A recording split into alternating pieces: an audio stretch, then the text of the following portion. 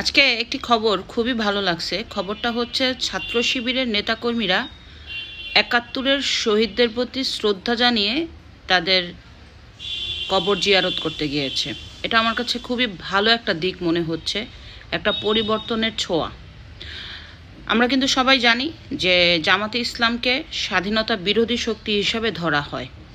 এটা তাদের পূর্বপুরুষদের কাজ। যদি তারা এই ভুল থেকে নিজেদেরকে সংশোধন করতে পারে, যে পূর্বপুরুষরা যাই করেছে ওটা তাদের ব্যাপার, বাট আমরা বাংলাদেশি হিসাবে বাংলাদেশকে শ্রদ্ধা করি এবং ৭১-কে ধারণ করে আমরা এগিয়ে যাব।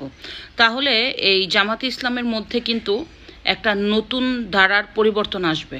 সেই সাথে মুক্তিযুদ্ধের লোকজনও কিন্তু জামাতে ইসলামদের অনেকটাই আগের মতো বিদ্বেষী চোখে দেখবে না। তা আমি মনে করি মানুষেরও ভুল হয়, রাজনৈতিক দলেরও ভুল হয়।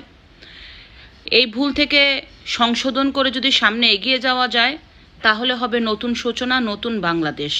একটা পরিবর্তনের বাংলাদেশ দরকার, যেখানে হিংসা থাকবে না, বিদ্বেষ থাকবে না। শুধুই বাংলাদেশি হিসাবে বাংলাদেশকে পৃথিবীর বুকে স্বনির্ভর করাই যাতে হয় সবার লক্ষ্য। ধন্যবাদ।